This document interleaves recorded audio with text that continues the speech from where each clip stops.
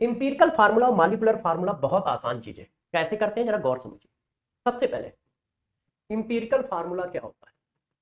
Empirical formula बच्चों कुछ नहीं होता है, एटम के मोल का रेशियो होता है। और वो रेशियो बस कैसा होना चाहिए? मिनिमम होना चाहिए और सिंपल होना चाहिए, मतलब होल नंबर होना चाहिए। तो इसीलिए इसको लिखते हैं simplest minimum molar ratio of atoms. Simplest हो और मोल का रेशियो, मोल के एटम के मोल का रेशियो बना दो, वो सिंपल होना चाहिए, मतलब होल नंबर में होना चाहिए, और मिनिमम होना चाहिए, उससे छोटा रेशियो नहीं होना चाहिए। वो जो कुछ भी आता है उसी को इंपिरिकल फार्मूला कहते हैं। और मोल कैसे बनाओगे? मोल बनाओगे मास अपॉन एटॉमिक मास, या फिर mass percentage upon atomic mass, या फिर नंबर डिवाइडेड बाई एवोगाड्रो। यदि मास दिया है तो ये यूज करो, मास परसेंटेज दिया है तो ये यूज करो, नंबर दिया है तो ये। एटम के मोल बन गए। अब बच्चों उसका रेशियो बना दो, बस इंपीरियल फार्मूला।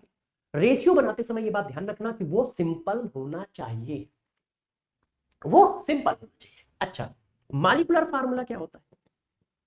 मॉलिक्यूलर फार्मूला और इसमें सिर्फ एक टर्म का डिफरेंस है। ये भी सिंपलेस्ट होगा, मतलब ये भी होल नंबर में होगा, बस मिनिमम नहीं होगा, उसकी जगह एक्चुअल रियल मोलर रेशियो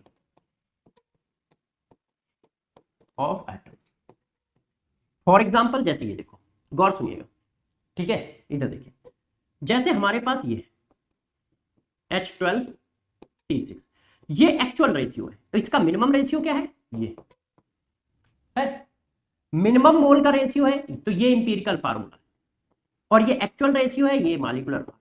जैसे बेंजीन C6H6 होता है, तो ये मिनिमम रेशियो तो है नहीं, 6 रेशियो 6 मिनिमम है नहीं, तो ये मॉलिक्यूलर फार्मूला है। इसका इंपीरिकल फार्मूला क्या होगा? जब इसमें 6 से डिवाइड कर दो, ये इंपीरिकल। तो दोनों में डिफरेंस एक वर्ड का है, वो मिनिमम रेशियो होता है, ये एक्चुअल रेशियो होता है। एक्चुअल रेशियो मिनिमम रेशियो बराबर भी हो सकते हैं, नहीं भी हो सकते हैं। इसका मतलब इंपीरिकल फार्मूला में किसी चीज का मल्टीप्लाई कर दो तो वो मॉलिक्यूलर फार्मूला बन जाएगा। और ये n क्या है? ये कुछ भी हो सकता है, बस होल नंबर होगा, बस जीरो नहीं होगा, निगेटिव वैल्यू नहीं होगी, फ्रैक्शनल वैल्यू नहीं होगी। ना तो ये फ्रैक्शनल होगा, ना निगेटिव वैल्यू होगी। और आप चाहें तो देख ले, गौर से देखिए। देखो मैं आपको बहुत सारे एग्जांपल देता हूँ, ठीक है? ये देखो इथाइल, इसका मिनिमम रेशियो ये, अब इसमें 2 का मल्टीप्लाई कर दो तो ये आ जाएगा, चेक करो जिससे डिवाइड किया। ये मॉलिक्यूलर, ये इंपीरिकल, और ये n, 2 का मल्टीप्लाई कर दो आ जाएगा है। अब ये देखो वाटर, वाटर का इंपीरिकल और मॉलिक्यूलर दोनों सेम है, यहां पर 1 का मल्टीप्लाई होगा, क्योंकि जो रेशियो है वो अपने में मिनिमम भी है। देखो है, इसी तरह ग्लूकोज, ये मॉलिक्यूलर, इंपीरिकल ये आया। अब इसमें 6 का मल्टीप्लाई करोगे तो अपने आप आ जाएगा। तो n की वैल्यू कितनी है? 6। तो इसका मतलब यदि n की वैल्यू आपको निकालनी हो तो बस ये कर दो, इसको नीचे ले आओ, है ना? Molecular formula upon empirical formula. तो ये क्या लिखा है? ये लिखा है molecular mass upon mass of empirical formula. Molecular formula divided by molecular mass of empirical formula, divide कर दोगे तो n आ जाएगा। ये देखो है, डिवाइड कर दोगे तो n आ जाएगा। तो अब हमें करना क्या है? अब आपको मैं देखो कॉन्सेप्ट बताता हूं, अभी तक मैं डेफिनेशन बता रहा हूं। अब देखो CSD, देखो बच्चों आपको करना क्या है? आपको एटम मिलेगा, तो एटम का कुछ ना कुछ दिया होगा। यदि मास परसेंटेज दिया है तो एटॉमिक वेट से डिवाइड करते ही मोल बन गया। मास दिया है, एटॉमिक वेट से डिवाइड करते ही मोल बन गया। नंबर दिए हैं तो एवोगाड्रो से नंबर से डिवाइड करते ही मोल बन गया। Volume of gas at STP दिया है तो 22.4 से डिवाइड करते ही मोल। पहले मोल बना लिए, स्टेप नंबर 1। अब इनका रेशियो बना लो, रेशियो ऑफ एटम। और यदि ये मिनिमम है और होल नंबर में भी, सिंपलेस्ट भी है। तो बस यही इंपिरिकल फार्मूला, बस आंसर आ गया। बस मोल बना लो और उसको सिंपलेस्ट मोलर रेशियो बना दो, इंपिरिकल फार्मूला। मगर यदि कोई कहता है कि हमें मॉलिक्यूलर फार्मूला भी चाहिए तो एन की वैल्यू निकालनी पड़ेगी। आप क्या लिखोगे? Molecular weight of actual molecule divided by mass of empirical, इससे एन आ जाएगा और इसी एन को इंपिरिकल फार्मूला में मल्टीप्लाई कर दो तो मॉलिक्यूलर फार्मूला आ जाएगा। बस यही 4 स्टेप बार बार यूज करने होते हैं। बच्चों ने कहा ऐसा कैसे? मैंने कहा देख लो भाई, ऐसा कैसे कैसे कैसे, देख लो। पहला क्वेश्चन पढ़ो इसको और पढ़ के बताओ क्या लिखा है। Which of the following represent the formula of a substance which contains about 26% nitrogen 74% oxygen by mass? तो यार फार्मूला पूछ रहा है तो नाइट्रोजन और ऑक्सीजन है, इनके मोल बना लो। ये देखो, डिवाइड करो, 26 डिवाइडेड बाई 14, इसको बनाओ 74 डिवाइडेड बाई 16।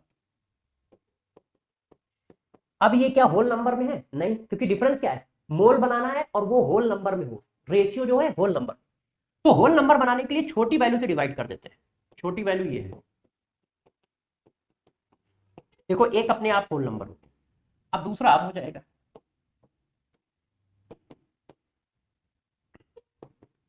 अभी भी होल नंबर नहीं है, ये तो है ये नहीं, तो एक मिनिमम वैल्यू से मल्टीप्लाई कर दो, देखो होल नंबर आ गया।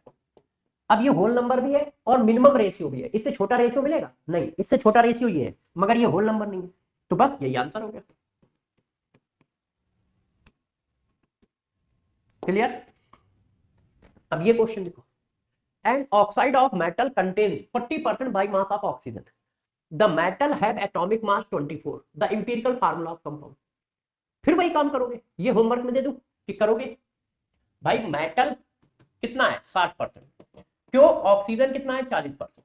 यदि मेटल ऑक्साइड है तो दो ही चीजें होंगी ना, एक मेटल होगा एक ऑक्सीजन होगा, उसमें से ऑक्सीजन 40 है तो मेटल 60 होगा। अब बस बना लो रेशियो, 60 डिवाइडेड बाई 24, ठीक है, डिवाइड कर लो तो 60 डिवाइडेड बाई 24, 40 डिवाइडेड बाई 16, ये आ रहा है। अब ये देखो, ये क्या पूछ रहा है, एक कंपाउंड कंटेन्स 38.7% कार्बन, 15.6% सल्फर और 9.7% hydrogen by mass. If molecular mass of compound is 186, then molecular formula of the compound. अब देखो मॉलिक्यूलर मास दिया है और वो पूछ रहा है molecular formula of the compound बताओ। अब यार सब कुछ करना पड़ेगा, तो पहले एम्पिरिकल फार्मूला निकालो।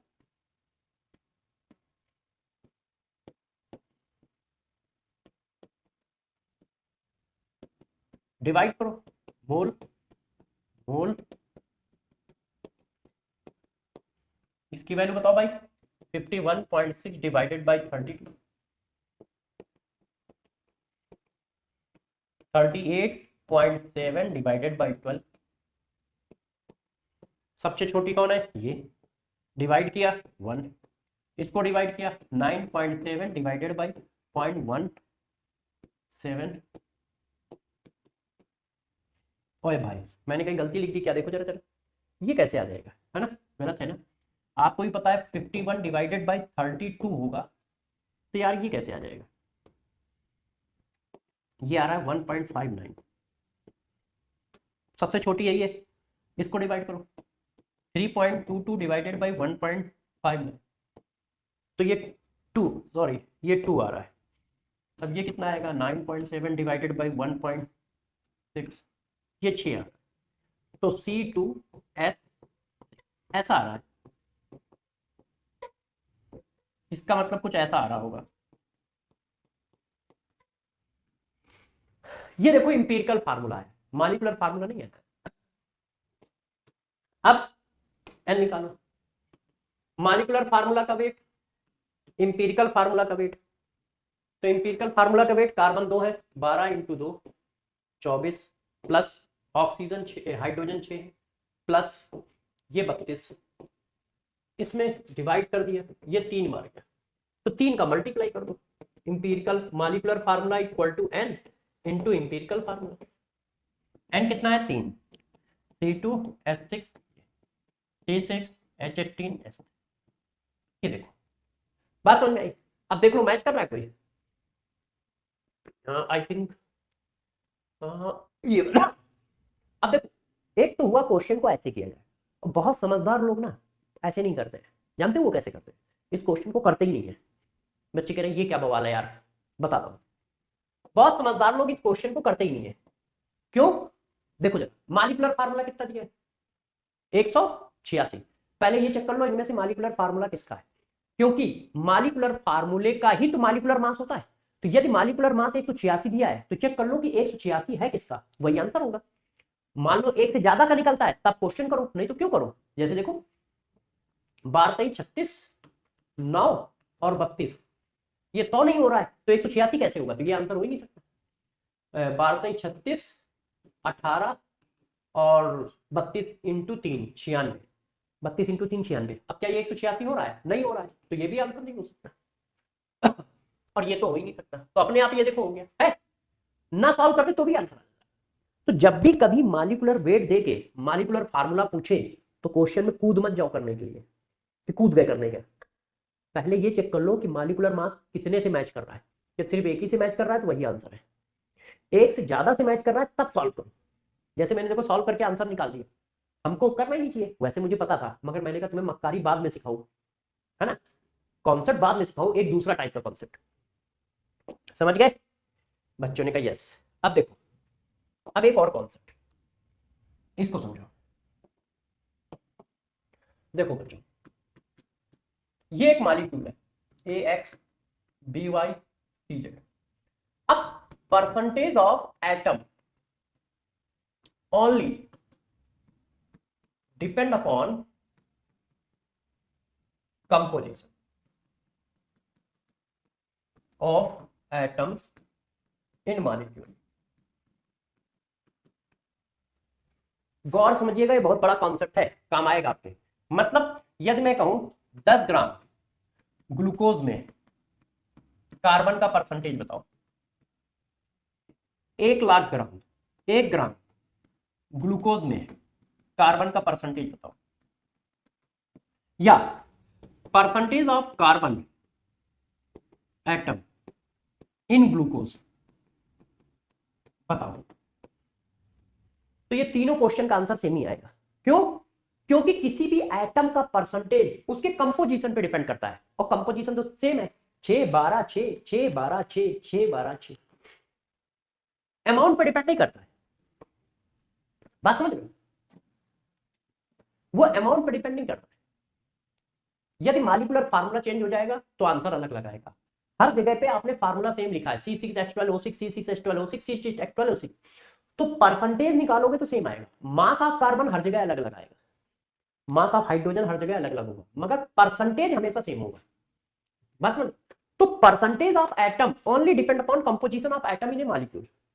वो मास पे डिपेंड नहीं करता है कि 10 ग्राम ग्लूकोज लोगे तो कार्बन का अलग परसेंटेज आएगा, और 20 ग्राम ग्लूकोज लोगे तो कार्बन का अलग परसेंटेज आएगा, परसेंटेज सेम आएगा, मास अलग लगाएगा। तो पहला कॉन्सेप्ट समझ पाए।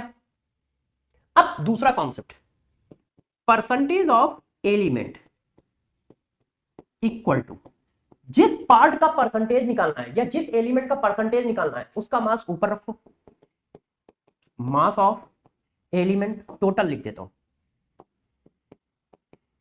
Total mass of element. मान लो कार्बन का परसेंटेज निकालना है तो भाई कार्बन का मास ऊपर रखोगे, नीचे जिसमें परसेंटेज निकालना है तो जनरली किसमें निकालना होता है, मॉलिक्यूलर मास में, मास ऑफ कंपाउंड इनटू 100। तो परसेंटेज वाला कोई भी क्वेश्चन है, परसेंटेज दे के क्वेश्चन में कुछ भी पूछे, ऑलवेज आप इस फार्मूले को पुट करने की कोशिश करो, और इस पर 3-4 क्वेश्चन आ चुके हैं पेपर में अभी तक। ऑलवेज इसको पुट करने की कोशिश करो, परसेंटेज देकर जब भी कुछ पूछा जाए तो ऑलवेज इसको पुट करने की आपको कोशिश करनी है, जी जान लगा के इसको पुट करने की कोशिश करनी है।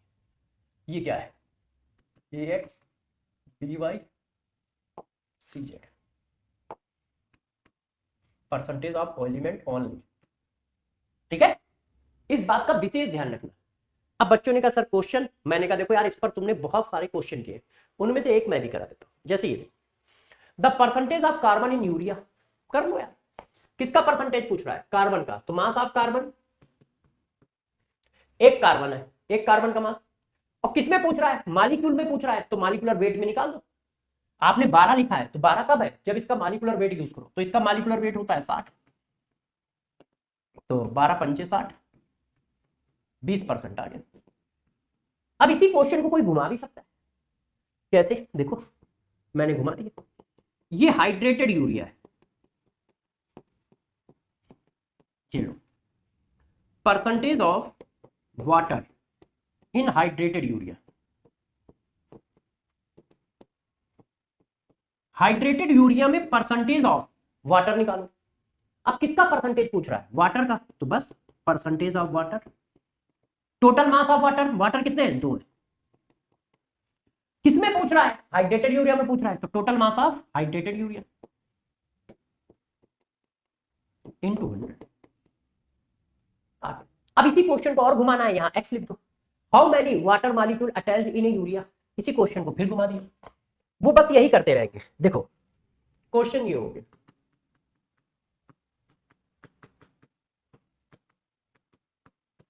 वैल्यू एक्स बताओ, how many water molecule attached in urea, find the value of x. तो वही काम करना है आपको। परसेंटेज दिया है, if percentage of water is, इसको निकाल के बताओगे कोई बच्चा? क्योंकि लिखेंगे क्या, मैं निकाल देता हूं, है ना। 36 डिवाइडेड बाई 18 दूनी 36, और 36 जोड़ दोगे तो 96 इंटू 100। ये लो। अब देखो क्वेश्चन का पैटर्न चेंज हो गया है, मगर हम वही करेंगे, हम अभी भी वही लिखेंगे। परसेंटेज के क्वेश्चन में सिर्फ एक ही कॉन्सेप्ट लगाना है, ये परसेंटेज ऑफ एलिमेंट, बस अच्छे से लगाना है। हमने क्या लिखा? Percentage of water, mass of water, percentage of water दिया है, मास ऑफ वाटर क्या हुआ? एक वाटर का क्या होता है? 18। कितने वाटर है? एक्स। टोटल मास, बस एक्स की वैल्यू निकालो इनटू 100, तो आ जाएगी। तो कभी ऐसा क्वेश्चन होगा, कभी ऐसा होगा, कभी ऐसा होगा, है इस तरह का कुछ ना कुछ वो बनाता रहेगा। चलो अब डिस्कस करते हैं क्या, कंसंट्रेशन। कंसंट्रेशन की चर्चा करते हैं कि कंसंट्रेशन का क्वेश्चन कैसा है। चलिए बताइए कंसंट्रेशन क्या होता है।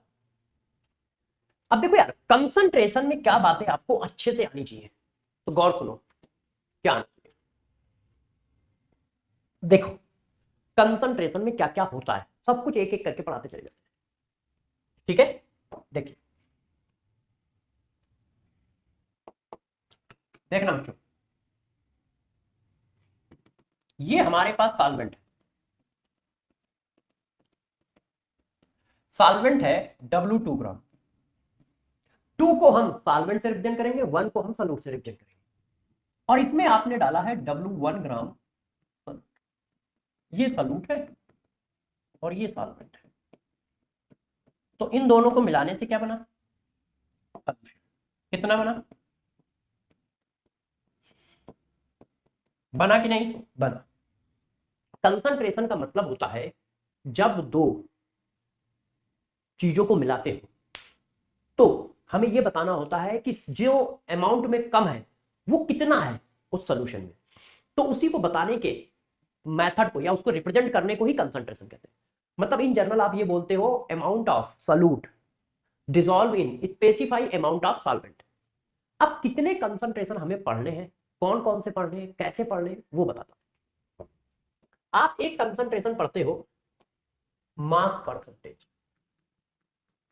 ऑफ सॉल्यूट, इसको बच्चे ये भी कहते हैं W/W परसेंटेज। एक पढ़ते हो आप लोग ppm पार्ट पर मिलियन, एक पढ़ते हो ppb पार्ट पर billion. ppm ppb mass percentage of fluid, ये तीनों कंसंट्रेशन क्या होते हैं समझाता हूं, एक लाइन में समझ में, एक लाइन में। अच्छा देखो हमारे पास सोल्यूशन कितना है, W1 प्लस W2। 100 ग्राम सोल्यूशन में जितना मास का सॉल्यूट होता है उसको बोला जाता है mass percentage of solute. Total amount of solute dissolve in 100 gram of solution is known as mass percentage of solute. 100 gram solution में जितना सॉल्यूट है उसको बोलते हैं mass percentage of solute, W/W।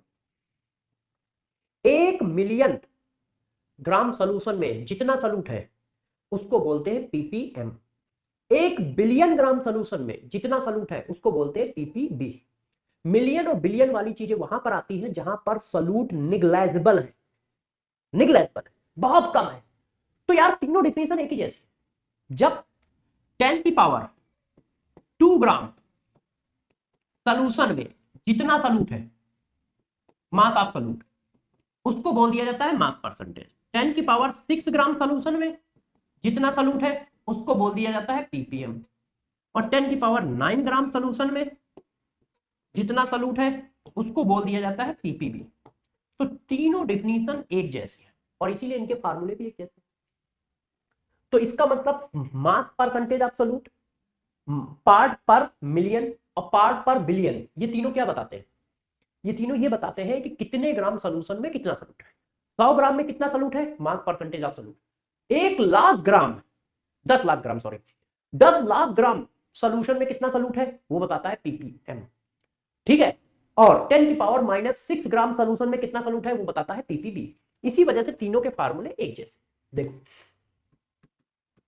Mass percentage of solute, जिसका mass percentage है उसके मास को ऊपर, नीचे सॉल्यूशन का मास इनटू 100 मतलब 10 की पावर 2। अब पीपी में मास परसेंटेज का ही फार्मूला लिखना है, क्यों सेम फार्मूला आएगा, है कि नहीं। ये देखो W1 into solution into 6 ppb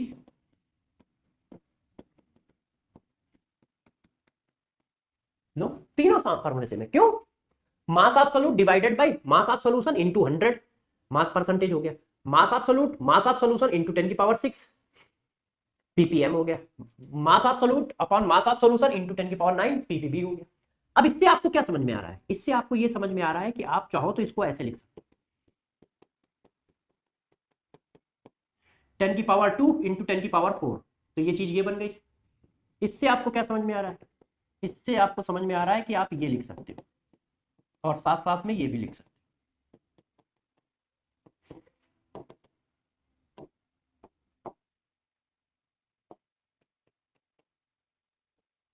सही है कि नहीं, बताओ, ये बात सही है।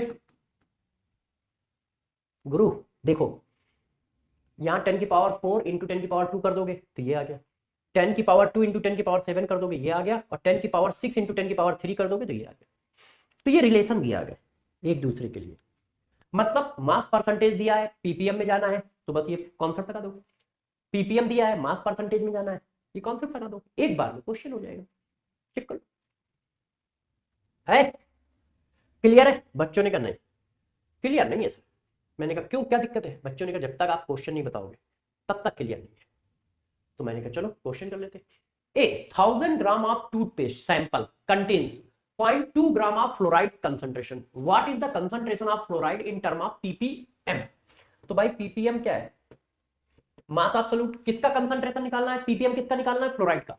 तो मास ऑफ फ्लोराइड किस में निकालना है, मास ऑफ टूथपेस्ट इनटू 10 की पावर 6।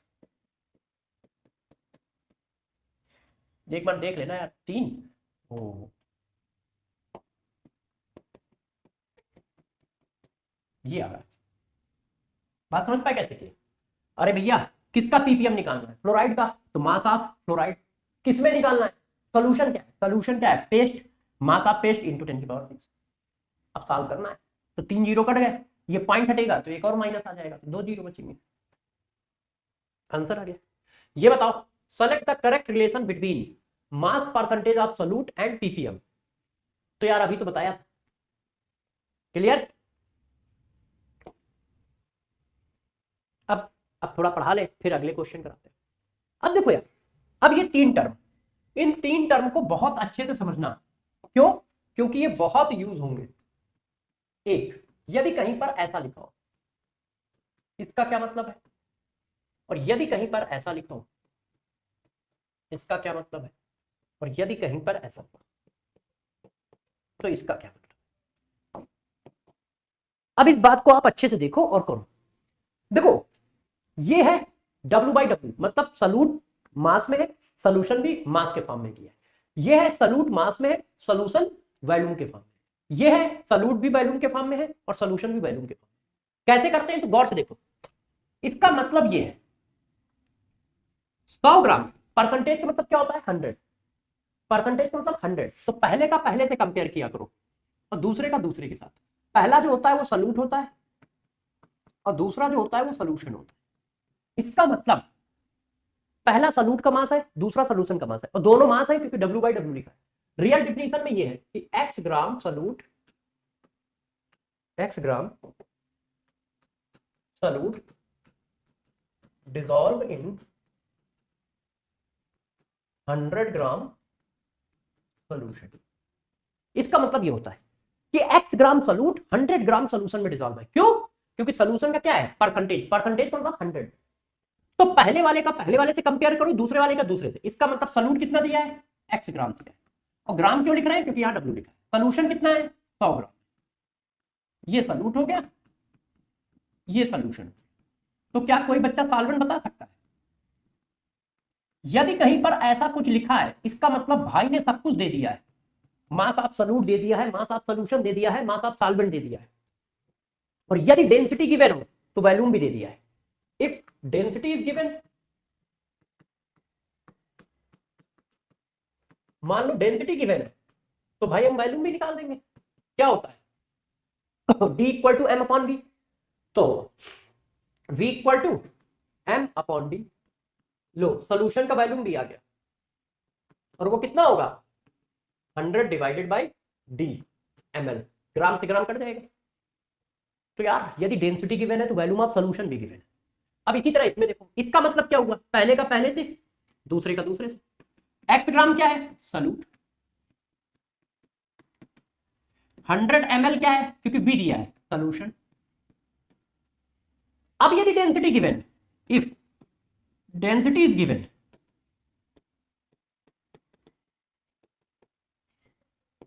तो आपको मास ऑफ सोल्यूशन मिल जाएगा।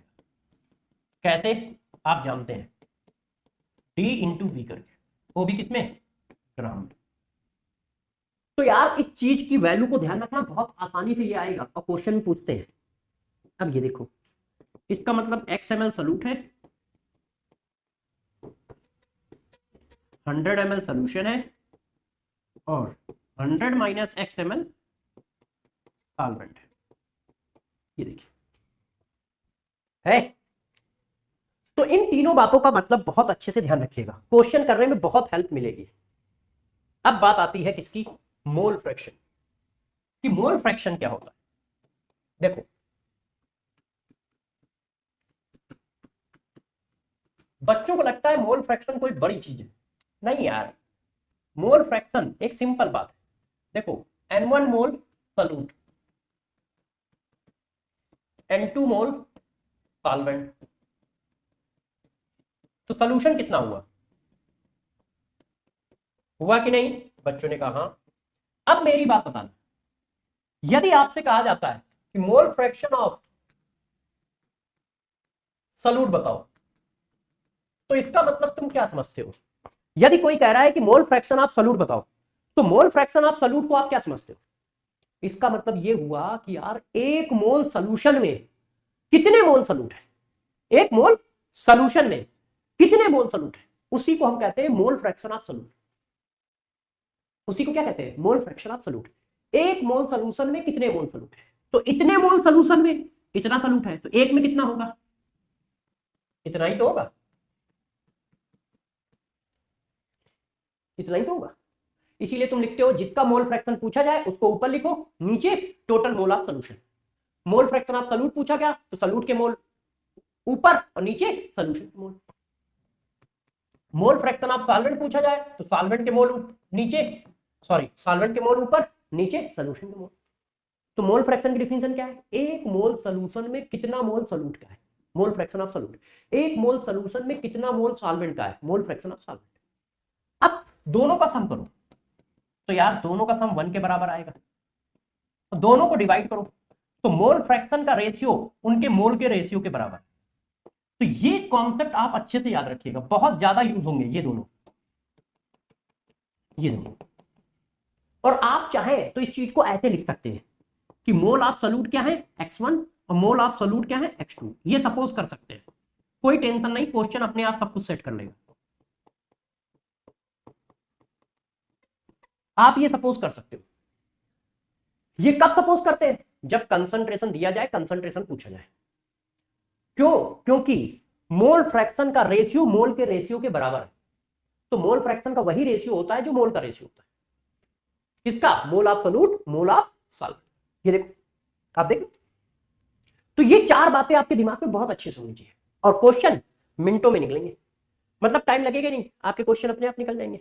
और नहीं तो मैं देखो क्वेश्चन देता हूं, आप बताइएगा, ठीक है, आंसर बताइए। देखो मैंने आपको कहा 20% W/W NaOH का सोल्यूशन है, मोल फ्रैक्शन ऑफ NaOH बताओ कैसे निकालोगे। कुछ नहीं करना है, उसको पढ़ लो, पहला सॉल्यूट दूसरा सोल्यूशन, तो 20 ग्राम क्या है NaOH है, 100 ग्राम क्या है सोल्यूशन है, तो 80 ग्राम क्या हो गया, पानी हो गया, मतलब सॉल्वेंट हो गया, बस क्वेश्चन खत्म। Mole of solute, mole of solution, mole of solute plus mole of solvent, answer आ गया। देखा, मास परसेंटेज दिया था, मोल फ्रैक्शन निकाल दिया, हो गया क्वेश्चन, अपने को टेंशन नहीं है। आप अच्छे से पढ़ना सीखो कि ये लिखा क्या है।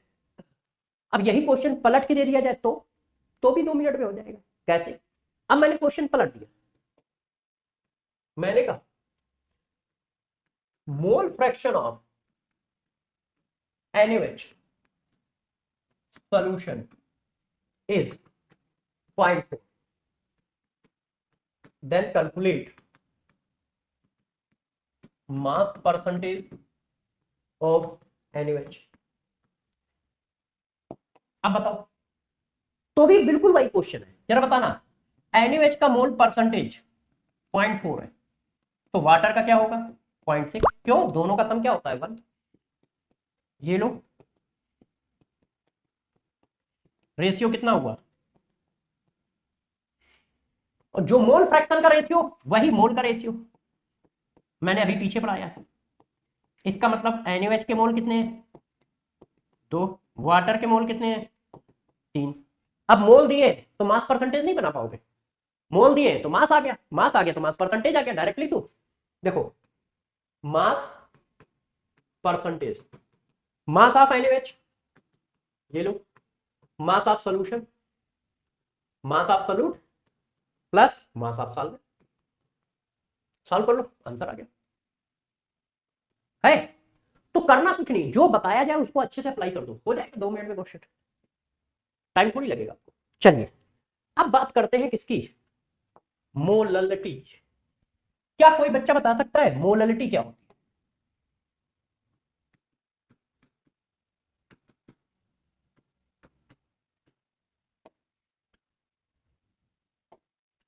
बताओ। मोललिटी का मतलब होता है 1 किलोग्राम सॉल्वेंट में कितने मोल सॉल्यूट के पड़े, how many mole of solute dissolve in 1 kilogram of solvent. 1 kilogram solvent में कितना सॉल्यूट पड़ा है उसको कहते हैं molality, number of mole of solute dissolve in 1 kilogram of solvent. तो फार्मूले वाइज क्या होता है ये,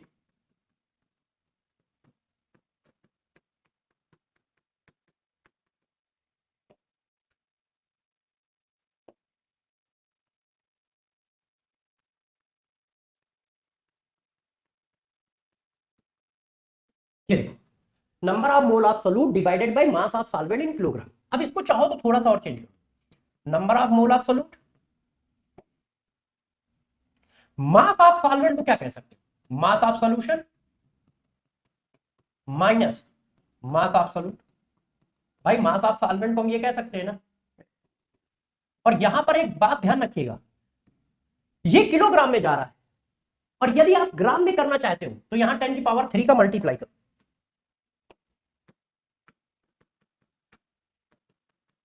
अब ये ग्राम में, क्योंकि आपको वैल्यू ग्राम में मिलेगी, आप केमिस्ट्री पढ़ रहे हो। अब इसी चीज को चाहो तो और चेंज कर सकते हो। कैसे? मास आप सोल्यूशन को क्या लिख सकते हो? D इक्वल टू m/v, तो m equal to v into v है। तो इसका मतलब क्या लिख सकते हो? Density of solution into mass of solution minus mass of solution into 10⁻। यहां पर विशेष ध्यान रखना, डेंसिटी ग्राम पर ml में हो, और ये, हाँ, और ये mass of solute into volume of solution, है ना? ये किस में हो? ml में। तभी तो कट कट के क्या आएगा? ग्राम आएगा। ठीक है, तो इनमें से कोई भी फार्मूला आपको यूज करना पड़ सकता है क्वेश्चन को देखते हुए, कोई भी फार्मूला यूज करना। जैसे ये देखो, अब वो मेरे से क्या कह रहा है, गौर से पढ़ो। वो कह रहा है density of 20% W/V solution of propane is 1.2 gram पर ml, then calculate mass percentage of propane. तो यार तू प्रोपेन का मास परसेंटेज पूछ रहा है, मास परसेंटेज का मतलब ये पूछ रहा है। तो भाई किसका मास परसेंटेज पूछ रहा हो? प्रोपेन का। तो जिसका मास परसेंटेज पूछोगे उसका मास ऊपर, नीचे सॉल्यूशन का mass, propane plus water. Clear? Clear. पहला कौन? सॉल्यूट। सॉल्यूट कौन है? प्रोपेन। दूसरा कौन? ये। तो इसका मतलब आप हमसे कह रहे हो कि 20 ग्राम प्रोपेन दिया है, 100 ml सॉल्यूशन दिया है, और डेंसिटी ऑफ सॉल्यूशन जो है वो ये है। अब हमें क्या चाहिए? मास ऑफ प्रोपेन मिल गया, मास ऑफ सॉल्वेंट, तो यार मास ऑफ सॉल्यूशन वहां दिया है, देखो, mass, volume of solution, density of solution.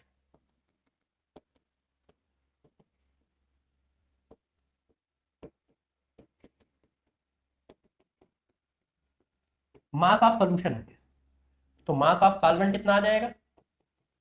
Solution minus solute. ठीक है, बस रट दो। परसेंटेज की बात कर रहा है।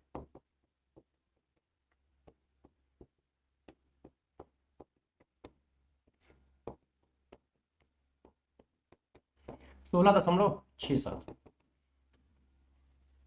क्लियर है कि नहीं? देख लो, आ गया अपना आंसर। ठीक है, अब इसको चेक करो। What is the molarity? अच्छा, मोलरिटी अभी पढ़ाई नहीं है, पढ़ा लेते हो यार, सब करा जाए, है ना? तो अब देखो यार, मोलरिटी के बारे में डिस्कस करते हैं। मोलरिटी क्या है?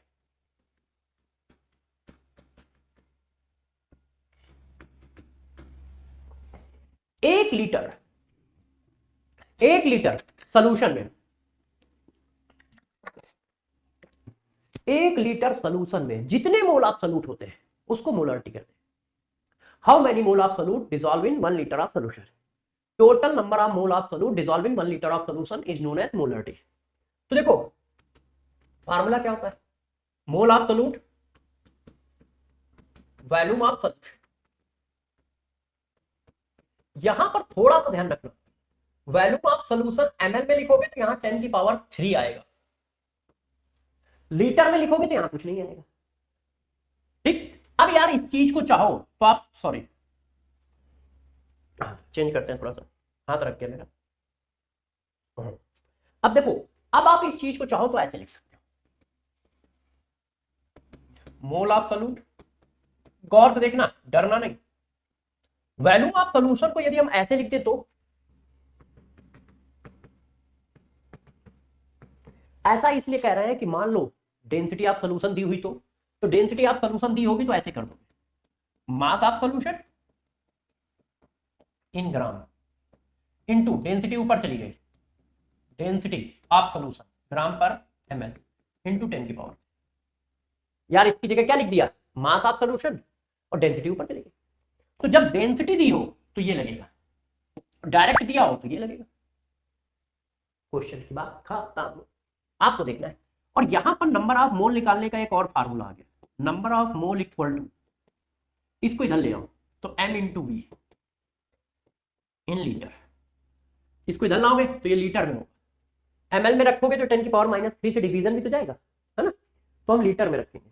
तो नंबर ऑफ मोल निकालने का एक फार्मूला ये भी है आपके पास, और ये भी बहुत काम आएगा, ध्यान रखिएगा, क्वेश्चनों में धड़ल्ले से यूज होगा, बहुत तेजी से हम लोग इसको यूज करेंगे। क्लियर? तो मोलरिटी का मतलब क्या होता है, 1 लीटर सोल्यूशन में कितने मोल ऑफ सोल्यूट प्रेजेंट है। चलो अब क्वेश्चन करते हैं, है ना, ये देखो करो, what is the molarity of solution of ammonia whose density is इतना। अब देखो डेंसिटी दी है, ओ देखो आपको डेंसिटी दी है और मास परसेंटेज दिया है W/W है, बस क्वेश्चन खत्म हो गया। क्यों? अरे यार मोलरिटी इक्वल टू क्या है, mole of solute volume of solution in ml into 10⁻³ clear? अब इसको पढ़ो, अमोनिया का कितना मास है 23 ग्राम, क्यों? पहला सोल्यूट, दूसरा सोल्यूशन, सोल्यूशन का कितना मास है 100 ग्राम, सोल्यूशन की डेंसिटी कितनी है 0.885 ग्राम पर ml। ठीक है, अब बस डाल मोल ऑफ सोल्यूट, ये हो गया,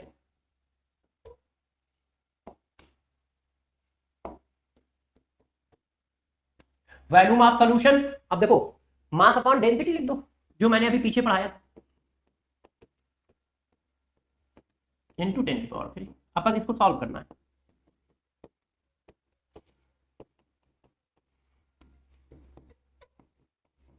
ये आ गया। सॉल्व करना चाहते हो तो कर देते, देखो तो पहले तो ये उड़ा दो, 10 बचा, तो ये 0.885 भाई पॉइंट तो लगा लो, इंटू 20 डिवाइडेड बाई 17, 1.04 आ रहा है क्या कोई? अच्छा 23 का मल्टीप्लाई है यार, 0.885 इंटू 20 इंटू 10 डिवाइडेड बाई 70। अब ये आ जाएगा, कैलकुलेट कर लीजिएगा, कैलकुलेशन मिस्टेक कर दी है मैंने, आप चाहो तो कर देता हूँ यार।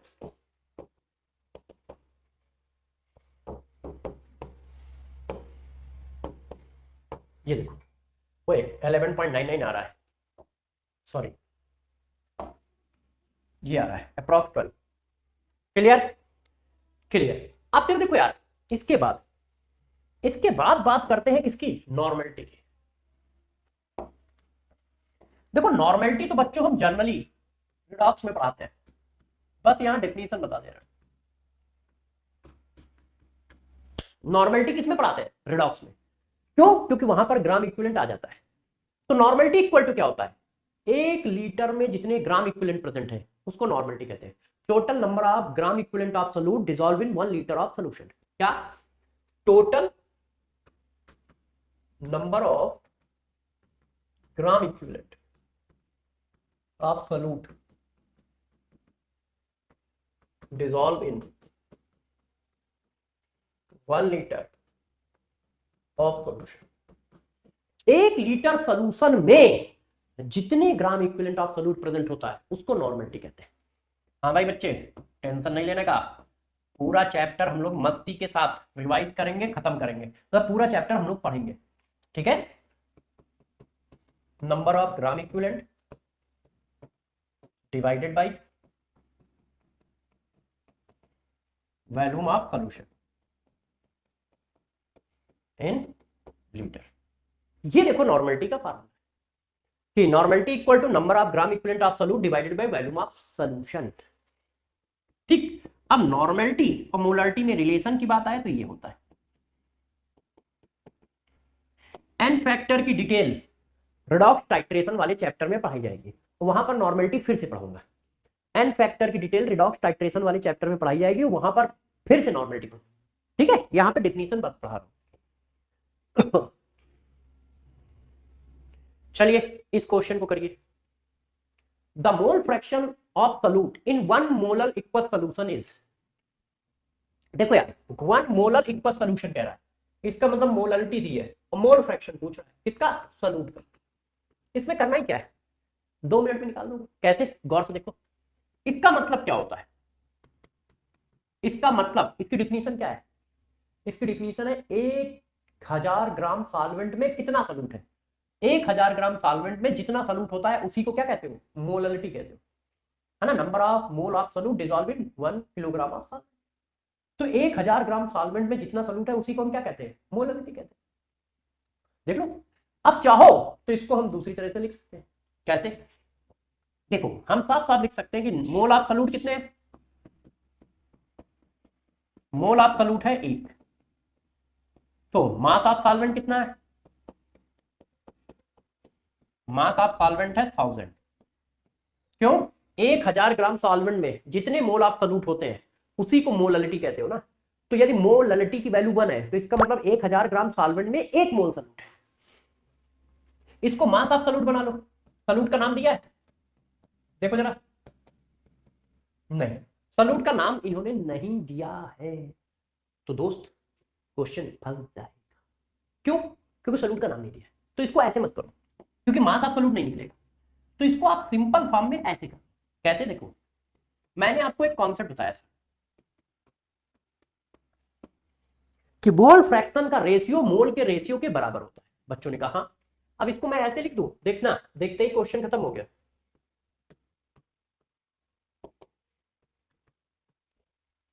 क्या किया, मोल ऑफ सॉल्वेंट को खोल दिया, मोल of solute mass of solvent into molecular weight of solvent. अब इसमें क्या करूं, 10 की पावर 3 का ऊपर 10 की पावर 3 का नीचे मल्टीप्लाई। अब इसको पढ़ के सुनाओ, ये क्या लिखा है, इतना।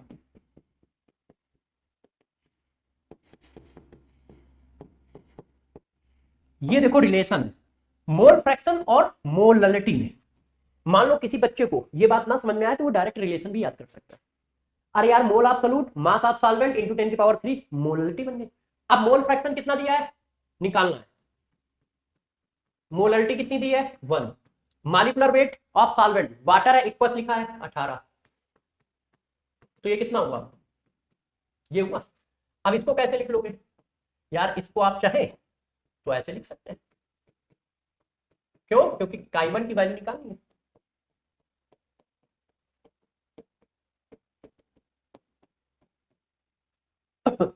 ये इसमें मल्टीप्लाई जाएगा, उधर जाएगा, फिर इधर आएगा, ऐड हो जाएगा। अब आप डिवाइड कर लो। हाँ, 0.018 डिवाइडेड बाई 1.018, तो वैल्यू आ रही है 0.0176। ये आंसर आ रहा है। बात समझ पाए कैसे करनी है। अरे यार, मोल फ्रैक्शन का रेशियो मोल के रेशियो के बराबर होता है। मोल ऑफ सॉल्वेंट को मैंने क्या कर दिया, मास of solvent upon molecular weight of solvent. बच्चों ने कहा कहां चला गया, अभी लाते हैं यार। ये देखो आ गया, ठीक है। और ये फार्मूला यूज कर लिया, वैल्यू डाल ली। अब जरा देखो यार, यदि दो सॉल्यूशन को मिक्स करोगे तो मोलरिटी कैसे निकालोगे, जरा समझो, है ना। मिक्सचर ऑफ 2 एसिड और बेस। यदि 2 एसिड और 2 बेस को मिक्स कर रहे हैं तो उसकी मोलरिटी कैसे निकाली जाएगी, बताओ। तो यार गौर समझिए कैसे निकालते हैं, बहुत सिंपल है, एक ही बार में निकाल देंगे। देखिएगा कैसे निकालेंगे, है ना। ये एक एसिड 1 है, ये एसिड 2 है, इनको मिक्स कर रहा हूं। इसका कंसंट्रेशन ये है, वैल्यूम ये है, इसका कंसंट्रेशन ये है, वैल्यूम ये। अब वैल्यूम तो दोनों का ऐड हो गया, कंसंट्रेशन हमें निकालना है, मोलरिटी मतलब कंसंट्रेशन। तो जरा बताओ, जब सेम टाइप के एसिड है तो क्या वो किसी तरह के केमिकल रिएक्शन करेंगे, नहीं। और जब केमिकल रिएक्शन नहीं करेंगे तो मोल जुड़ जाएंगे। तो यहां पे मोल ऑफ सॉल्यूट कितना हुआ, मोल ऑफ एसिड, दोनों सेम एसिड है, M इंटू वी। अरे भैया, मोलरिटी में वैल्यूम का मल्टीप्लाई करोगे तो मोल बनते हैं, तो मोलरिटी इंटू वैल्यूम मोल। यहां पे मोल कितने आए, तो टोटल मोल कितने हो गए, दोनों का सम। ये क्या है, मोल ऑफ एसिड। बस यार काम खत्म। Molarity equal to mole of acid divided by total value. भाई mole of acid divided by total value. यदि दो एसिड मिला रहे हो या दो बेस मिला रहे हो या दो सॉल्ट मिला रहे हो सेम टाइप के तो, क्योंकि फार्मूला तो वही है ना, मोल of solute upon volume of solution. Volume कितना हो गया V1 प्लस V2, मोल कितने हो गए, यहां से कितने मोल आए M1 V1, यहां से कितने मोल आए M2 V2, तो टोटल यहां कितने हो गए M1 V1 plus M2 V2। Mole of solute total कितने हो गए divided by value of solution, polarity आ गई है। जैसे ये क्वेश्चन देखो, इस क्वेश्चन को कर लो। अब वो क्या कह रहा है देखो, 1 ml 1 molar HCl and 2 molar HCl solution mixed with 3:5 volume ratio in a container. What is the molarity of final solution? तो करना क्या है, कुछ नहीं, मोल ऑफ सॉल्यूट यहां से कितने मोल आए M इंटू V कितना है 3, यहां से कितने मोल आए M इंटू V, तो भाई 3 और 10 टोटल मोल कितने हो गए, 3 इधर से आए 10 इधर से आए, और वॉल्यूम ऑफ सॉल्यूशन 3 5, लो यार 13 डिवाइडेड बाई 8 1.5 होगा, तो 8 छंग 48, आंसर आ गया, खत्म हो गई बात। मोल of solute divided by volume of solution, दोनों एसिड थे, कुछ करना ही नहीं था। क्लियर है, कर लोगे, बच्चों ने कहा सर कर लेंगे। अब देखो लास्ट एंड फाइनल, यदि डाइल्यूशन कर दिया जाए और मोलरिटी पूछी जाए, अगला कॉन्सेप्ट समझो, डाइल्यूट सॉल्यूशन।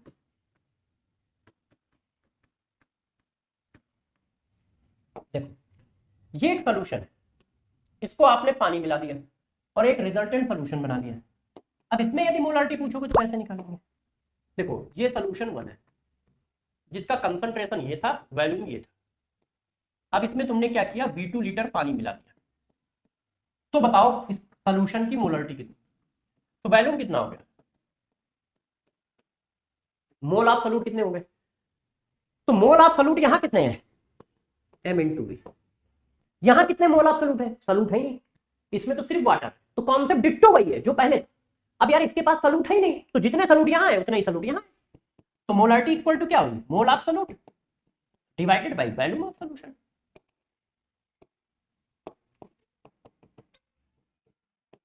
बस आंसर है भाई। मोल ऑफ सॉल्यूट कितने हैं M1 V1, वही मोल ऑफ सॉल्यूट यहां हो गए, क्यों, इसके पास सॉल्यूट थोड़ी ना है, ये तो पानी है, वाटर है, तो टोटल मोल ऑफ सॉल्यूट कितने हैं वही रहेंगे, वॉल्यूम बढ़ गया, कंसंट्रेशन आ गया।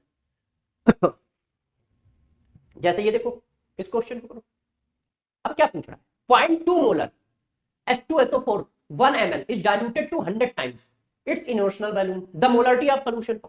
अब बताओ, तो देखो molarity equal to mole of solute पहले कितने थे M इंटू V कर लो, 0.2 इंटू 1 इंटू 10⁻³ लीटर में बना लिया, तो मोल इतने आए, जितने मोल यहां है उतने ही मोल सॉल्यूशन में है क्योंकि तुम पानी मिला रहे हो। अब वॉल्यूम कितना हो गया 1000 टाइम, तो पुराने वाले का 1000 टाइम हो गया, तो यार इसका 1000 टाइम हो गया, लो सॉल्व करो,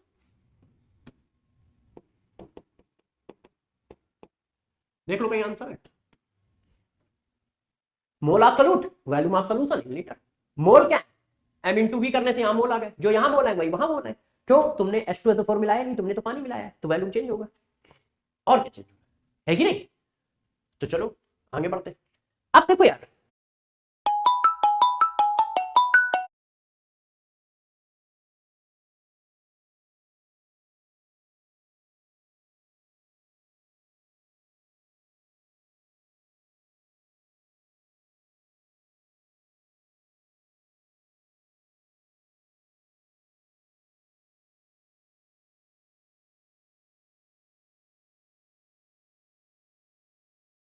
अब डिस्कस करते हैं क्या, स्टोइकोमेट्रिक कैलकुलेशन। तो चलो तैयार हो जाओ स्टोइकोमेट्रिक कैलकुलेशन। अब देखो यार स्टोइकोमेट्रिक कैलकुलेशन में हम लोग क्या करेंगे, तैयार हो जाओ। देखो यार इसमें कुछ नहीं करना होता, बहुत सिंपल क्वेश्चन होता है, आपको जो पढ़ा रहा हूं जो समझा रहा हूं वो समझिएगा। इसमें करते क्या है, इसमें कहा जाता है कि जब कोई केमिकल प्रोसेस होता है तो प्रोडक्ट कितना बना, या केमिकल प्रोसेस में रिएक्टेंट खर्च कितना हुआ, इसकी कैलकुलेशन करते हैं। कैसे करते हैं तो देखो कैसे करते हैं। स्टेप नंबर 1, आपको कुछ नहीं करना है, सबसे पहले रिएक्शन बैलेंस होनी चाहिए। रिएक्शन बैलेंस,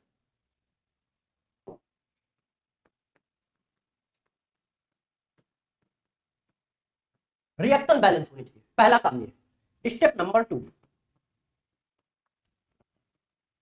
गिवन इंफॉर्मेशन को, जो भी कुछ दिया हो उसको मोल में कन्वर्ट करो।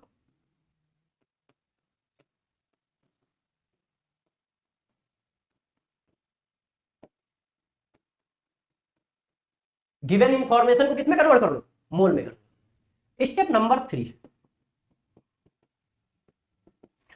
मोल, जैसे ये रिएक्शन दी है, जरा समझो, बैलेंस रिएक्शन है बच्चों, ये एक बैलेंस रिएक्शन है। अब आप कुछ मत करो, मोल अपॉन कॉफिशिएंट के रेशियो को बराबर करो। Mole of A upon coefficient N1, mole of B upon coefficient N2, mole of C upon coefficient N3, ये लिख सकते हो। अब जो दिया जाए और जो निकालना हो उसके मोल अपॉन कॉफिशिएंट बराबर कर देना, आंसर आ जाएगा। क्या करोगे, कोई भी स्टोइकियोमेट्रिक कैलकुलेशन का रिएक्शन क्वेश्चन हो, सॉरी थोड़ी तबीयत ठीक नहीं, तो सबसे पहले रिएक्शन को बैलेंस करोगे, देन गिवन इंफॉर्मेशन को मोल में कन्वर्ट करोगे, फिर मोल अपॉन कॉफिशिएंट का रेशियो बराबर करोगे। किसको किसको चॉइस करोगे, जो निकालना हो और जो दिया जाए उनको बराबर कर दोगे, बस आंसर आ जाएगा। हर क्वेश्चन में यही 3 स्टेप अपने को यूज करने हैं। देखो पढ़ो क्या लिखा है, 1.2 ग्राम mg react with equal required amount of oxygen form MgO। mg जो है ऑक्सीजन से रिएक्शन करके MgO बना रहा है। पहला स्टेप है रिएक्शन लिखो, बैलेंस करो, बैलेंस है, हो गई, ठीक। Form MgO, what mole of MgO form, ये निकालना है। अब रिएक्शन लिख गई, गिवन इंफॉर्मेशन को मोल बनाओ, ये दिया है, बस इन दोनों के मोल अपॉन कॉफिशिएंट बराबर करो। तो देखो ये दिया, ये निकालना है, मोल अपॉन कॉफिशिएंट बराबर, मोल अपॉन कॉफिशिएंट, मोल निकालना है अपॉन कॉफिशिएंट। देखो आंसर क्या है, कहीं दिया है। अच्छा, what mole of MgO form हमारा कितना आ रहा है, 0.1, वहां कितना आ रहा है, वहां तो 0.1 किसी का आंसर ही नहीं है। एक बार रिएक्शन बैलेंस देख लो मेरे दोस्त। हाँ बच्चे समझ गए होंगे मेरी गलती कहाँ है, मैंने मोल गलत निकाले हैं, है ना। ये कौन सा डिवीजन लगाया है मैंने, है ना बच्चों। देखो यार ये हुआ ये, और इसका मतलब हुआ 0.10 फिर 10, ये तो यहां पे आया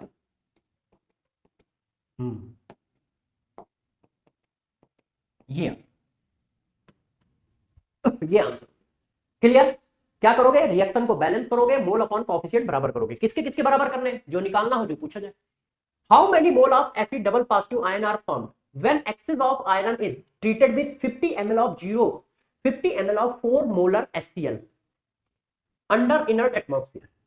देखो ये दिया है और ये निकालना, how many mole of Fe2 positive ion form, तो बस इसके रिएक्शन बैलेंस है Fe 2Cl हाइड्रोजन बैलेंस है, मोल अपॉन कॉफिशिएंट, इसके mole, mole of HCl, coefficient कितना है 2, मोल ऑफ Fe2 पॉजिटिव, कॉफिशिएंट कितना है 1। ठीक है, अच्छे से देखना, जितने मोल FeCl2 के होंगे उतने ही मोल Fe आयन के होंगे, है ना। तो चाहो तो लिख लो, पहले FeCl2 लिख लो क्योंकि प्रोडक्ट तो वही है। इसके कैसे निकालोगे, M इंटू वी करके, volume into molarity, volume litre में है,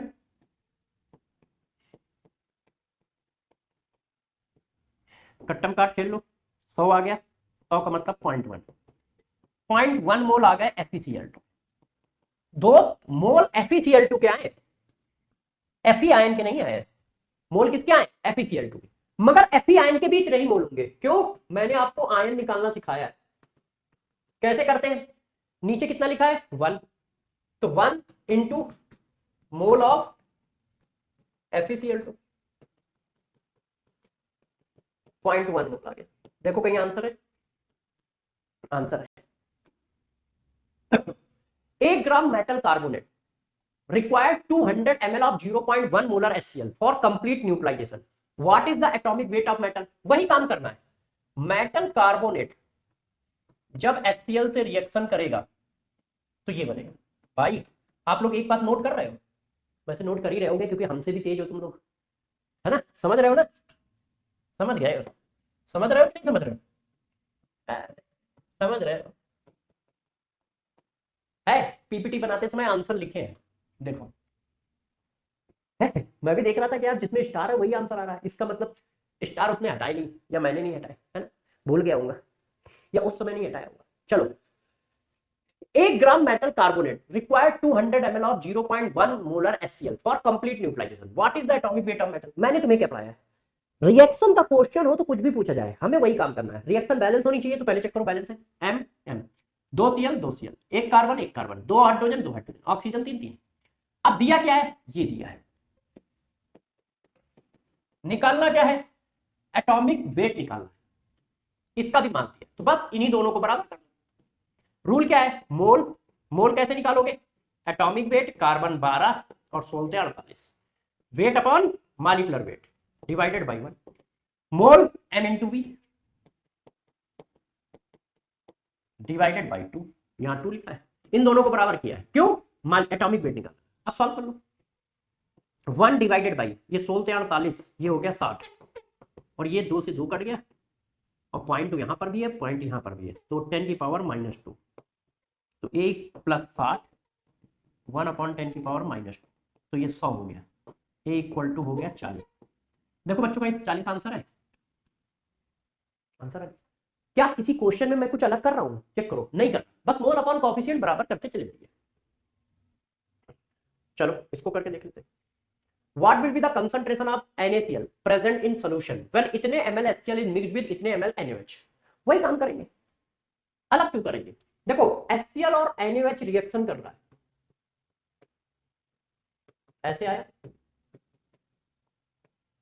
अभी यार इतनी सेटिंग नहीं है तो पीपीटी की डिजाइन पे मत जाना, है ना, कि ऑप्शन बहुत पास पास लिखे हैं। अब धीरे धीरे सब कुछ हो रहा है, हो जाए, आप लोगों की हेल्प से सब कुछ हो जाएगा, है ना? देखो what will be the concentration of NaCl present in solution when 50 ml of 0.1 molar HCl mixed with 50 ml 0.1 molar NaOH? तो यार ये कितना है? 50 ml है, 0.1 मोलर, ये कितना है? 50 ml है, 0.1 मोलर। अब वो पूछ क्या रहा है? इसका कंसंट्रेशन पूछ रहा है, what will be the concentration, मतलब मोलरिटी। तो मोलरिटी इक्वल टू क्या होता है? मोल अपॉन वैल्यूम, वैल्यूम 50 ये डालोगे, 50 ये डालोगे तो 100 ml हो गया, इसको लीटर में बना लिया। अब बस मोल ऑफ NaOH मिल जाए, सॉरी मोल ऑफ NaCl मिल जाए, क्वेश्चन खत्म। मोल ऑफ NaCl कैसे निकालोगे? आपको पता है, किसी को भी बराबर कर लो, m into v कर ले। ये देखो ये बन गया mole upon coefficient, mole of HCl upon coefficient, तो मोल ऑफ HCl आ गए 5 × 10 की पावर -3। इसको उठा के यार रख दो,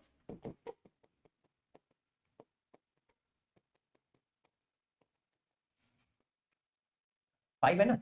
ओ यस, यस सही है, देख लेना यार। तो ये पॉइंट हो गया, 1 0 बड़ा 1 0 बड़ा 100 हो गया 5। देखो ऐसा आंसर है कहीं? देखो है। अब बात करते हैं किसकी? लिमिटिंग एजेंट की। एक क्वेश्चन आपके हवाले भी कर देते हैं, है ना? देखो अब बात करते हैं लिमिटिंग एजेंट की। तो लिमिटिंग एजेंट में क्या करते हैं? डिट्टो सेम काम करते हैं। देखो लिमिटिंग एजेंट कब लगाओगे, वही काम करना है। पहले स्टेप नंबर 1, इफ कंडीशन क्या है कि लिमिटिंग एजेंट यूज कब करते हैं, उसकी कंडीशन बच्चों ये है, minimum 2 reactant value given in question. कम से कम 2 रिएक्टेंट की वैल्यू क्वेश्चन में गिवन होनी चाहिए, तब लिमिटिंग एजेंट चेक किया जाता है। चेक करते हैं ऐसा, उससे पहले नहीं। कैसे चेक करोगे? वही रूल है, डिट्टो सेम रूल। बैलेंस करो रिएक्शन को, पहले रिएक्शन को बैलेंस करो, फिर इन गिवन इंफॉर्मेशन को मोल में कन्वर्ट करो,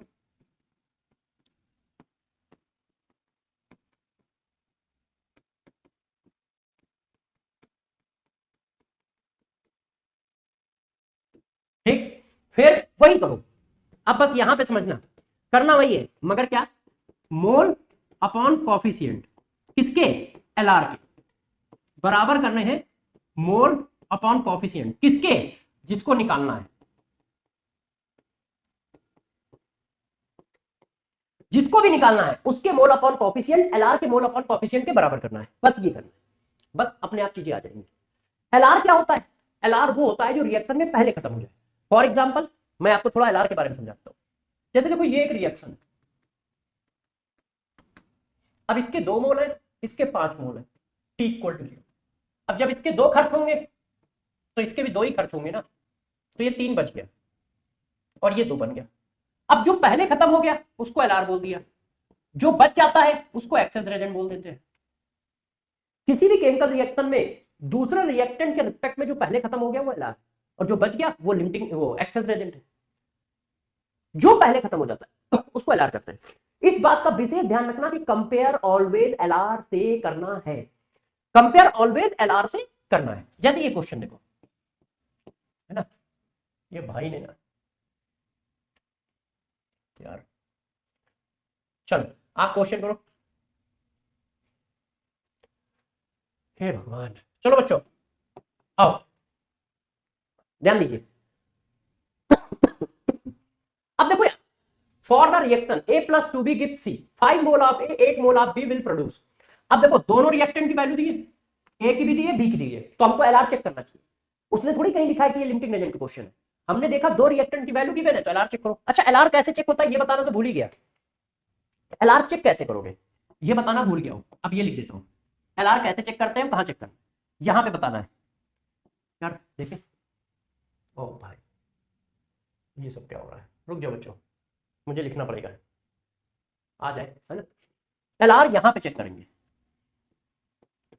चेक एलआर कैसे चेक करते हैं, मोल अपॉन कॉफिशिएंट रेशियो जिसका छोटा होगा वो एलआर,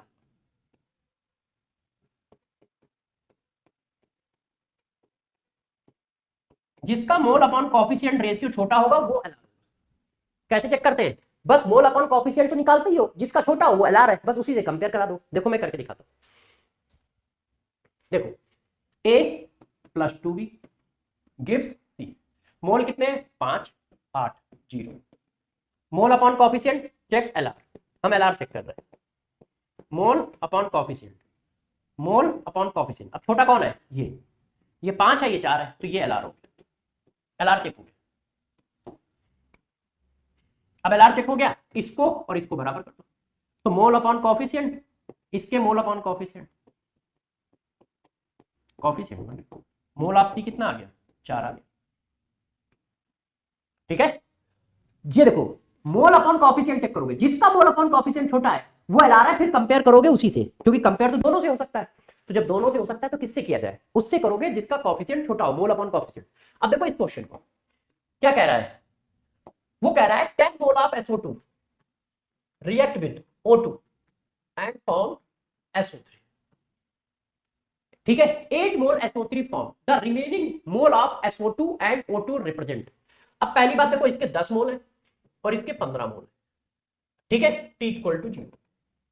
अब बताओ एलआर कौन है, हो सकता है दोनों बच रहे हो, क्यों, क्योंकि कह रहा है 8 mole of CO3 is formed, तो हो सकता है दोनों बच रहे हो, मतलब क्यों, क्योंकि उसने प्रोडक्ट की वैल्यू भी दे रखी है, तो पता नहीं, हो सकता है दोनों बच रहे हो। तो देखो जब इसके 2 मोल लगेंगे तो इसके 1 मोल लगेगा और इसके 2 मोल फॉर्म, जब इसके 2 लगेंगे तो इसका 1 लगेगा, इसके 2 फॉर्म। तो हमारे हिसाब से ये कितना फॉर्म हो रहा है 2x, और उनके हिसाब से कितना फॉर्म हो रहा है 8, तो x की वैल्यू 4 मोल।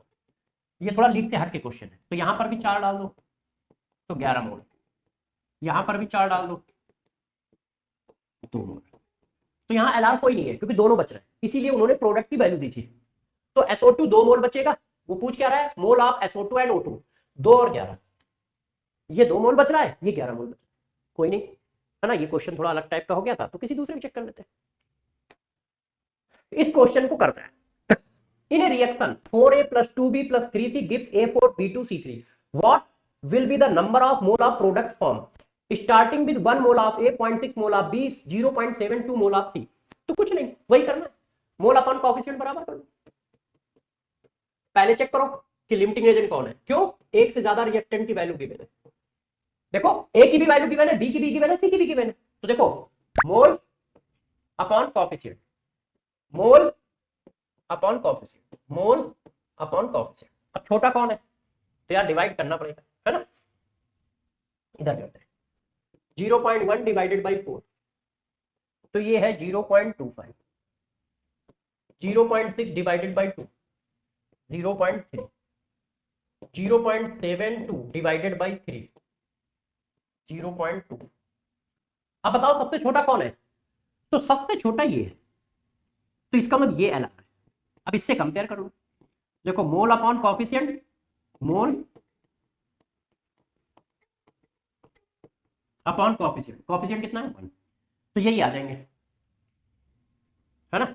एक बार कैलकुलेशन करके देख लेना, मेरी वैल्यू जो है वो अलग आ रही है, इसको डिवाइड करो। हाँ यार वैल्यू यही आएगी, मैं सही हूँ, आंसर ही गलत है। ये आंसर आएगा मगर यहाँ पे पॉइंट लगेगा, यहाँ पे, है ना। अब देखो यार बच्चों, यदि कहीं क्वेश्चन इस तरह से आ जाए तो कैसे करोगे। देखिए लास्ट टाइम 5, इसको पढ़ो।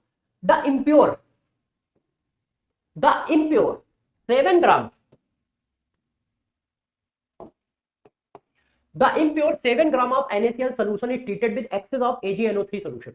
The weight of precipitate of AgCl is इतना, percentage purity of NaCl would be।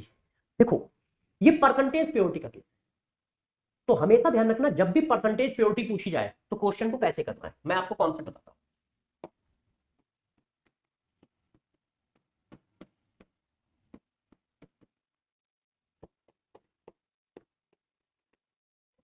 देखो कितने परसेंट प्योर है, तो मास ऑफ सैंपल हमेशा नीचे रहेगा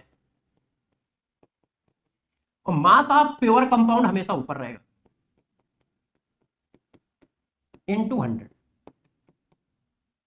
और ऑलवेज ध्यान रखना ये आपको कैलकुलेट करना पड़ेगा, कैलकुलेटेड बाय स्टूडेंट्स।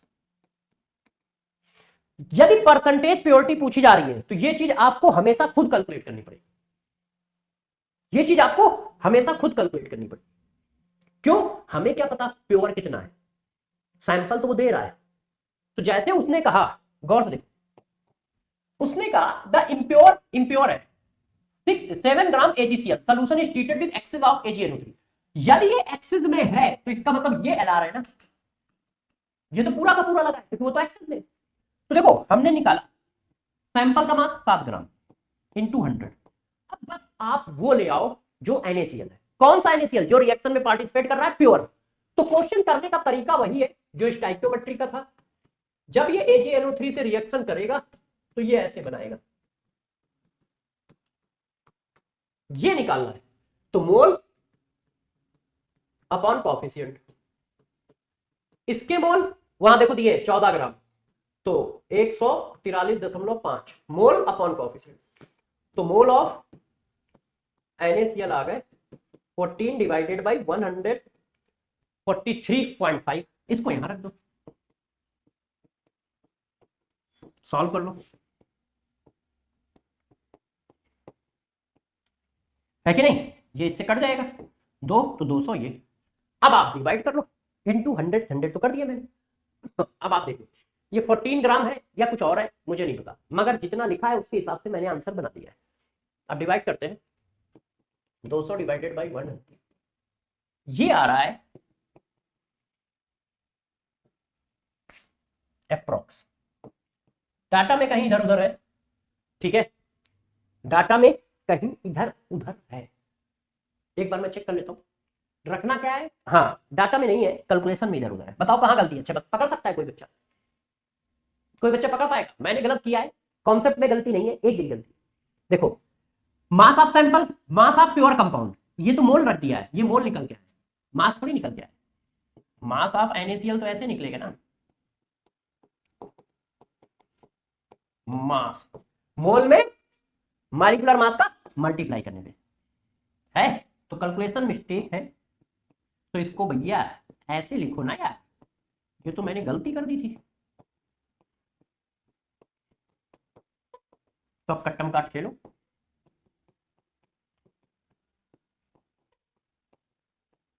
अब बताओ, तो भाई करते हैं 200 into 58.5 divided by 143.5, 81.5।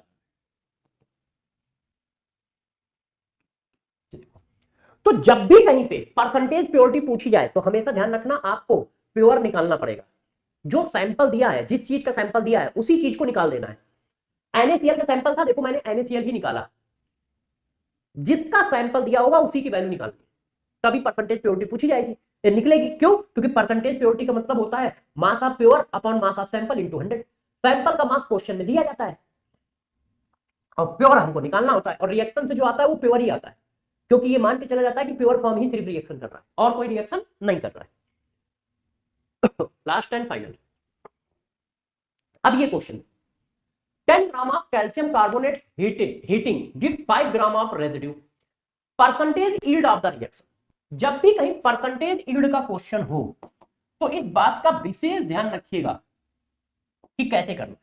Percentage yield का मतलब होता है रिएक्शन 100% कंप्लीट नहीं हो रही है, नहीं तो परसेंटेज यील्ड 100% आए। तो ऑलवेज इस बात का विशेष ध्यान रखो, यदि परसेंटेज यील्ड है इसका मतलब रिएक्शन जो है वो 100% कंप्लीट नहीं हो रही है। पहला पॉइंट। अब परसेंटेज यील्ड निकालते कैसे हैं? तो यार कितने परसेंट कंप्लीट हो रही है, तो देखो जिसकी वैल्यू दी जाए उसी की वैल्यू निकालनी है। जैसे देखो उसने कहा कि 5 ग्राम कैल्शियम कार्बोनेट फॉर्म हुआ है, तो 5 ग्राम कैल्शियम कार्बोनेट फॉर्म हुआ है, इसका मतलब रिएक्शन 100% नहीं हुई है। तो निकला कैसे, निकलता कैसे है, देखो मास ऑफ सब्सटेंस एक्सपेरिमेंटली, और ये क्वेश्चन में गिवन होगा।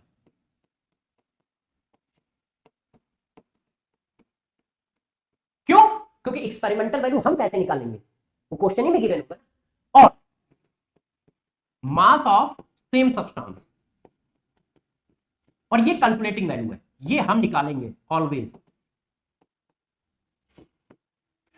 इनटू 100। एक्सपेरिमेंटल वैल्यू क्वेश्चन में गिवन होगी और कैलकुलेटिंग वैल्यू हम निकालेंगे। तो जैसे इनमें से कोई भी, चाहो तो आप इसकी वैल्यू निकाल लो, चाहो तो इसकी, क्योंकि दो की वैल्यू दी है ना, देखो दो की वैल्यू दी है, तो जो वैल्यू दी है वो एक्सपेरिमेंटल है, तो मैंने मान लिया इसकी वैल्यू दी है तो ये एक्सपेरिमेंटल है। अब इसी की वैल्यू निकाल दो, ये मानते हुए कि रिएक्शन 100% कंप्लीट हो,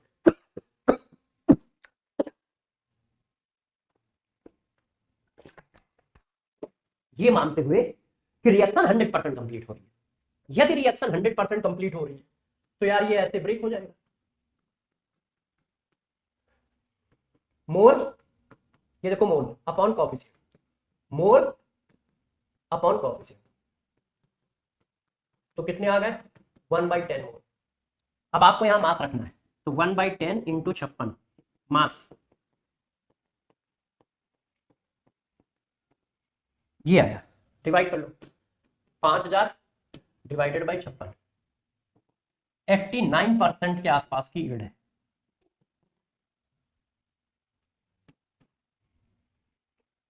तो परसेंटेज यील्ड का क्वेश्चन होगा तो जो क्वेश्चन में देगा वो एक्सपेरिमेंटल है, उसी चीज की वैल्यू आपको ये मानते हुए निकालनी है कि रिएक्शन 100% हुई है। हमने इसको इसके बराबर किया है ना, इसका मतलब आप ये मान रहे हो कि जितना कैल्शियम कार्बोनेट है सब रिएक्शन में पार्टिसिपेट कर रहा है, सब पार्टिसिपेट कर रहा है, मतलब आप ये मान के चल रहे हो कि रिएक्शन 100% हो रही है। तो नीचे यही मान के चला जाता है रिएक्शन 100% हो रही है, उसी को कहा जाता है कैलकुलेटिंग वैल्यू, क्योंकि वो कैलकुलेट की जा सकती है। अब रिएक्शन कितने परसेंट हुई हमें पता ही नहीं, तो हम कैसे कैलकुलेट कर लेंगे, वही तो तुम पूछ रहे हो। तो एक्सपेरिमेंटल वैल्यू मतलब जो क्वेश्चन में दी है उसको एक्सपेरिमेंटल वैल्यू बोलते हैं, और जो हम कैलकुलेट करेंगे वो कैलकुलेटिंग वैल्यू। और जिस चीज की वैल्यू दी है उसी चीज को कैलकुलेट करना है। कैल्शियम हाइड्रोक्साइड की वैल्यू, कैल्शियम ऑक्साइड की वैल्यू दी है, कैल्शियम ऑक्साइड कैलकुलेट किया।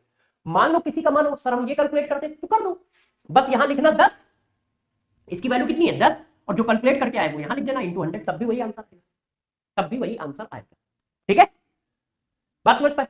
अब देखो यार बच्चों, आप सभी बच्चों ने देखा कि पूरा का पूरा मोल कॉन्सेप्ट हम लोगों ने बहुत अच्छी तरीके से कर लिया है, पूरा का पूरा मोल कॉन्सेप्ट 3.5 या 4 घंटे या 4.25 घंटे में रिवाइज कर लिया है विद क्वेश्चन। मगर फिर भी ना तो तुम्हारा मन भरा है ना हमारा मन भरा है। क्यों?